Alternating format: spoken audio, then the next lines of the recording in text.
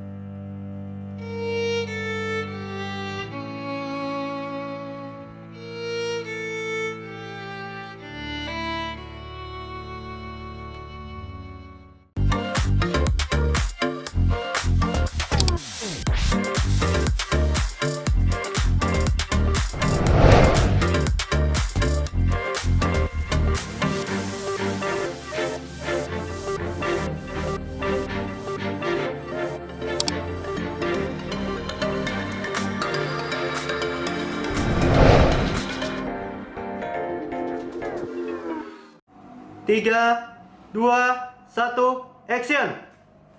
Ini udah mulai ya? Oke. Halo semua. Jumpa dengan aku lagi di sini dengan Bang Lotar pada channel YouTube kami Distruction Productions. Sesuai dengan janji yang sudah diucapkan sebelumnya, aku akan membahas mengenai begadang di video ini ya. Ada dua pertanyaan mengenai begadang. Pertama, benarkah begadang bisa memperpendek umur? Nah, yang kedua, bisa nggak kalau kita begadang di-replace dengan tidur siang? Oke, aku akan bahas satu persatu ya. Sebelumnya aku mau memberikan informasi dulu, bukan informasi ya. Semua udah pada tahu. Yang namanya gadget dan jaringan komunikasi atau jaringan internet pada zaman now itu sangat mudah diakses. Kok lebih mudah diakses? Ya, jaringan internetnya mudah diakses. Gadgetnya mempermudah kita untuk mengakses jaringan tersebut. Nah, jaringan internet itu bisa kita gunakan untuk mengakses berbagai macam video, game, media sosial. Itu membuat banyak orang tuh pas malam-malam lagi nganggur, yang ada malah begadang terus. Ada orang yang pakai untuk nonton drakor, ada yang nonton Netflix, ada yang pakai untuk chatting, video call, atau main Bigo, atau yang lain-lainnya ya. Jadi hal tersebut sekarang udah jadi tren di masyarakat, membuat orang banyak begadang, dan muncul nih sekarang pertanyaan-pertanyaan mengenai begadang. Ada beberapa pertanyaan, tapi yang paling umum, yang paling lumayan aku dapatkan itu adalah, emang bisa ya begadang bikin umurnya pendek? Nah, sebelumnya aku kasih tahu dulu, panjang pendeknya umur orang itu ditentukan oleh nasib atau takdir ya.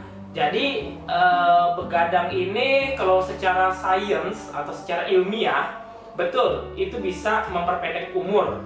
Dari mana jalannya? Nanti aku akan jelaskan ya. Sekarang aku mau ngasih dulu tentang fakta-fakta orang begadang. Apa sih efeknya kalau orang begadang? Pertama, kalau begadang menurut penelitian dia bisa meningkatkan kadar gula pada tubuh orang, menyebabkan ya kalau kadar gula naik, kalian pasti udah pada dengar yang namanya diabetes mellitus. Nanti bisa sakit gula ke depannya. Nah, kemudian efek yang kedua dari begadang itu, berat badan akan meningkat. Karena kalau orang begadang, kalau kalian begadang dan aku juga, biasa malam-malam tuh lapar. Karena lapar, carilah makanan. Nah, makanan itu kalau ya entah dia makanan ringan atau makanan besar, ya sama aja. Kalori masuk, berat badan akan naik juga. Nah, ada lagi orang yang bilang, oh, saya orang kantor. Orang kerja kantoran. Nah, orang kerja kantoran, saya kerja Senin sampai Jumat, jam kantor, saya tidur tuh nggak pernah begadang. Tapi emang weekend, Sabtu, Minggu, atau mungkin dari Jumatnya, saya begadang. Karena saya harus berjumpa dengan teman-teman saya. Kita harus hang out, harus ngobrol-ngobrol, bersosialisasi. Nah, jadi saya begadang cuma di hari Jumat, Sabtu doang. Itu masalah nggak? Nah, ada yang nanya seperti itu. Sama, itu bermasalah juga. Itu kita bilang dengan social jet lag ya. Jadi begadang cuma di hari Sabtu Minggu atau mungkin di hari Jumat ya, weekend, begadangnya pas saat seperti itu doang, itu sama aja bermasalah. Kenapa bermasalah? Karena setiap 1 jam kalian kekurangan tidur, itu menggantinya itu nggak cuma dengan cara besoknya aku tidur lebih banyak 1 jam. Enggak. Menggantinya itu bisa sampai 4 hari, bahkan sampai 9 hari kalian harus tidurnya itu lebih cepat. Nah, baru bisa keganti semuanya itu. Jadi sistem perhitungannya di dalam begadang ini enggak aku minus 1 jam, besok aku tambah 1 jam. Enggak seperti itu ya. Nah, kenapa enggak seperti itu? Karena untuk tambahan informasi nih, setiap kekurangan 1 jam kalian tidur itu bisa meningkatkan resiko penyakit jantung hingga 11%. Jadi ya kurang-kuranginlah begadang ya. Kalau bisa sih nggak begadang sama sekali ya, itu lebih bagus lagi. Kemudian ada lagi informasi mengenai begadang, fakta mengenai begadang adalah ternyata begadang itu atau kurang tidur dia bisa menurunkan daya tahan tubuh. Maka dari itu kalau kalian ada yang pernah sakit dan pernah ke dokter, biasa dokter kasih saran apa? Nomor 1, kamu istirahat yang banyak ya, supaya daya tahan tubuhnya naik. Daya tahan tubuhnya naik bisa menghadapi infeksi-infeksi yang masuk ya. Jadi begadang itu faktanya adalah dia menurunkan daya tahan tubuh. Oke. Nah, ada juga begadang itu menurut penelitian berhubungan dengan depresi. Depresi itu kayak gangguan mood mungkin ya, atau gangguan emosi seperti itu. Jadi cenderung dia bawaannya ya lemas. Ya depresi orang, tau lah depresi orang cenderung kayak maunya menyendiri doang. Yang paling buruk dari depresi apa? Ya bunuh diri. Semoga nggak sampai ke tahap itu ya. Nah, setelah itu kalau untuk begadang ada orang yang bilang aku begadang cuman karena mau belajar. Biasanya pada orang-orang yang sekolah atau kuliah, ya sekolah atau kuliah, orang kerja jarang sih begadang untuk belajar. Mungkin begadang untuk lembur kali ya. Nah, begadang untuk belajar itu oke nggak? Sayangnya, aku harus memberitahu di sini, ketika kalian begadang, informasi yang kalian tangkap itu, entah dari membaca atau mendengar, itu hanya sedikit yang masuk ke otak. Jadi, ya kalian begadang itu ya untuk belajar sia-sia sih menurutku ya. Karena ya yang paling benar adalah gunakan waktu sesuai peruntukannya. Ketika kalian belajar, belajar. Ketika kalian istirahat, istirahat. Jangan gunakan waktu istirahat untuk belajar. Karena itu akan membuat kalian jadi stres. Udah baca nih nyampe 10 kali, kok nggak hafal-hafal ya? Nah, sedangkan kalau kalian bacanya itu per hari ya, maksudnya setiap kali kalian sekolah atau kuliah, kalian sambil baca-baca, informasinya lebih gampang masuk. Nah, itulah untuk masalah si belajar. Kemudian aku masuk ke bagian inti dari topiknya. Pertanyaannya tadi adalah begadang bisa nggak memperpendek usia? Gini, aku kasih tahu rantainya atau urutannya. Sel tubuh kita itu ada masa waktunya. Misalkan sel tubuh kita itu sampai usia 50 tahun, dia nanti akan menurun fungsinya. Akhirnya yang tadi kita prima, kita sehat, segar, udah di atas 50 tahun, gampanglah kita mengalami masalah, kena penyakit-penyakit tertentu, atau mungkin ya sel-sel tubuhnya yang tadinya terlihat masih segar, muda, bagus, tiba-tiba udah semakin tua. Nah, jadi terlihat tua ketika sudah umur 50 tahun, anggap seperti itu. Dengan kita begadang, umur sel kita itu semakin pendek. Yang mestinya 50 tahun baru menurun, ternyata ada orang, aku umur 40 tahun kok udah mulai kayak sakit-sakit kayak orang 50 tahun. Atau mungkin, kok kulitku kayaknya udah mulai nggak terlalu kencang seperti sebelumnya, cepet banget sih aku mengalami penuaan. Logikanya, kalau sel-sel tubuh kalian lebih cepat menua daripada waktu yang sudah diharapkan, ya otomatis kita bisa bilang usianya tentu akan semakin pendek juga. Nah, balik lagi yang aku bilang di awal-awal, yang namanya umur itu ya itu takdir.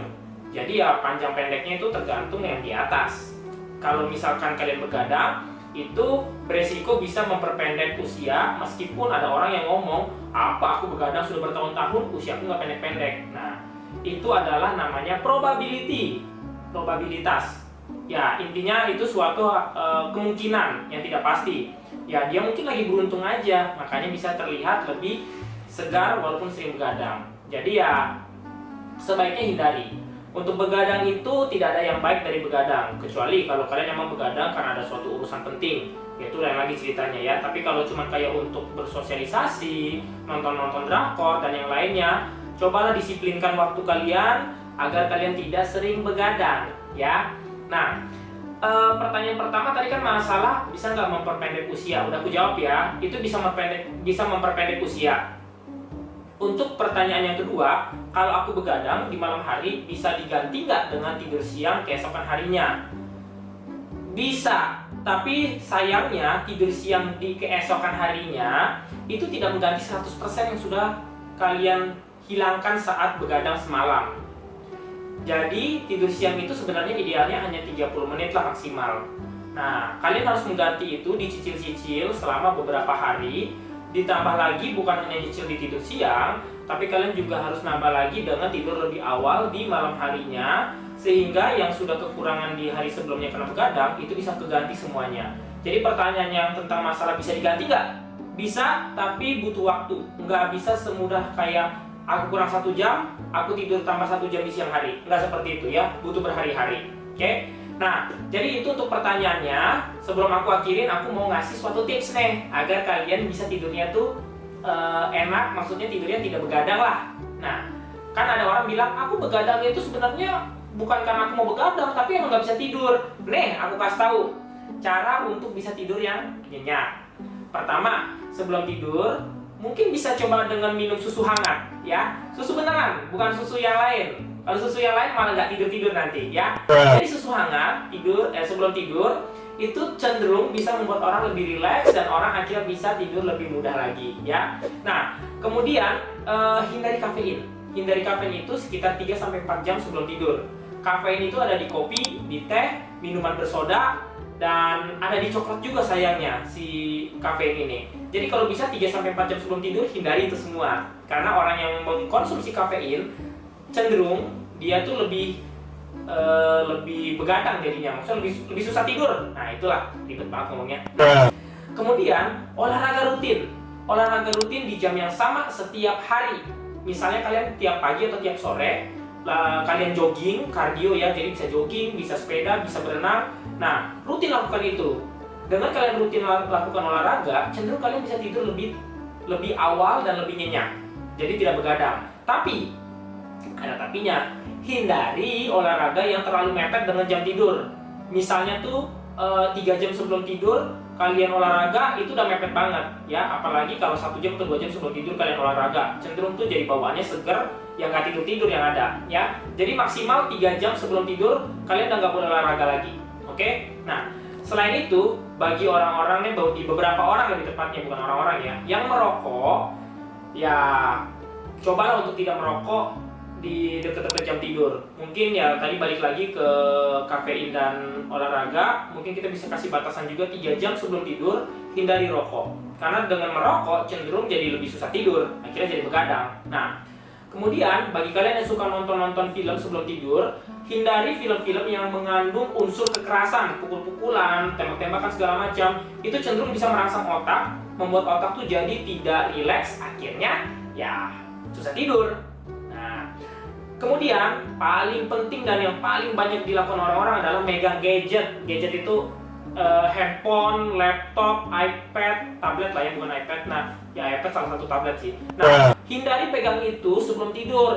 Karena sekali kalian pegang, kalian nonton, contohnya drakor atau film apapun yang serial, ketika kalian sudah mau selesai lah episode 1, biasanya tuh di ending episode itu bikin penasaran, akhirnya jadi nonton terus ya. Nah, maka dari itu hindari pegang gadget. Itu beberapa tips dari aku ya.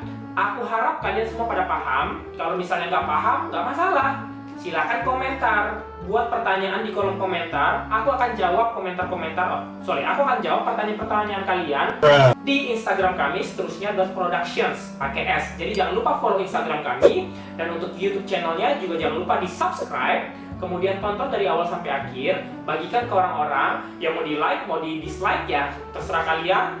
Dan sampai jumpa untuk topik berikutnya, aku kasih bocoran yaitu masalah masturbasi ya. Yang penasaran masalah masturbasi atau yang suka masturbasi, tonton topik berikutnya bersama aku, Bang Lothar di sini di channel YouTube kami di Seterusnya Productions. Bye bye.